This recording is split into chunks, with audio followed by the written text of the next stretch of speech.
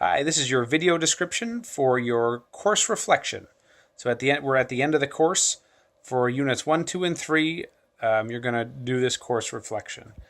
This paper should be at least 3 pages, double spaced. It's more likely going to be 6 pages, but typically it's 3 to 6 pages. It is not necessary to do more than that. Obviously, just answer the question. Running through the rubric, again, you're going to consolidate all your learning. It's time to, reflection is such a powerful tool in learning, in professional development, and in education. So take this time, stop and think. So this is a forced pause and reflect. And if you look at the rubric, number 4 here gives you the headings. These headings are critical. The reason we use headings is it really organizes your thinking. And if you outline this paper and you find that under a certain heading is blank, that means you didn't answer that part and you're not going to get full credit, right? I mean, it really helps you, makes it clear to you what I want and makes it clear to you what you need to do. So the headings are important, and that's why the format and use of the headings is worth 10 out of 50 points, right? So or that's a key piece there. So if you just look at the headings, this is number 4, right? So it should say Unit 1 and then summary of overarching concepts. So you have a paragraph for the summary of the big concepts in Unit 1. And basically you're going to go through, they should be roughly all the same for all the students, right? You should summarize the big ideas in Unit 1. And we covered a lot of ideas. We had a whole textbook. There were 30 different discussion strands week after week after week. So you're not going to summarize or go into detail to all those. You're going to talk about the big concepts of that Unit 1, the brain-based learning. And then, so that's one paragraph under Unit 1. And then you're going to have specific concepts and examples. So you're going to kind of declare, right, a specific example from that brain-based learning. And maybe it's one you used in discussion. Maybe it was one of your scripts. Maybe it was something you observed. Again, you're tying all this together, again, to consolidate and kind of deepen your learning.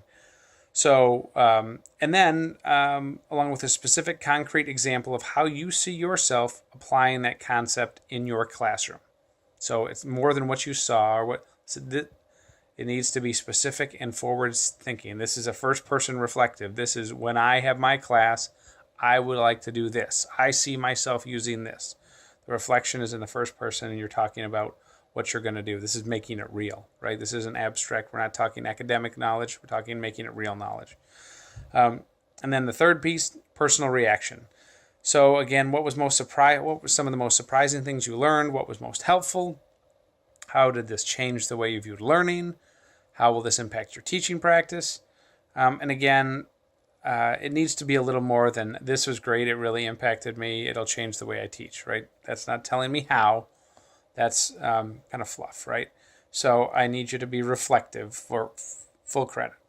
So you're going to do that and then repeat. So that's what your paper is going to look like. Unit 1, summary of overarching concepts. So this is the main ideas from brain-based learning. Here's one concept I really key in on. Whatever you did your script on, or one, rote memorization or whatever.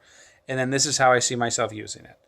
It can be a repeat from what you've done, or it can be something different. Again, you can recap something you've discussed, or you can, again, go back and do something deeper.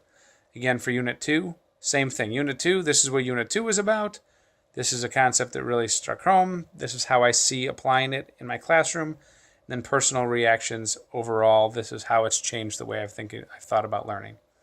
Unit 3, the same thing.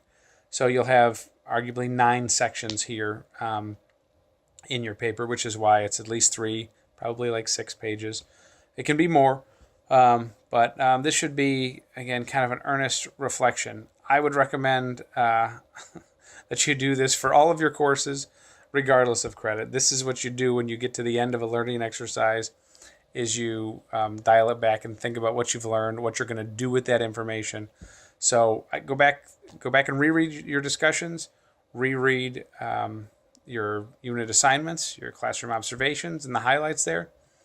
Because the goal here is that you take this information that you've learned in this course and become a better educator and better teacher. So this is an opportunity to kind of wrap it all up and put a bow on it. before you move on to your next semester. And again, you're building a portfolio here, or even you're building a reference library for yourself as a teacher. So you're going to want to be able to check back on this and reflect. There's going to be a lot going on when you get into your classroom. So it's worth having this for easy reference to go back and go, what were the real highlights? If I learn nothing else, I'll remember what I wrote on these 3 to 6 pages. That's the idea. Again, I hope it helps, and email me if you have specific questions. Otherwise, I look forward to reading your reflections. Thanks.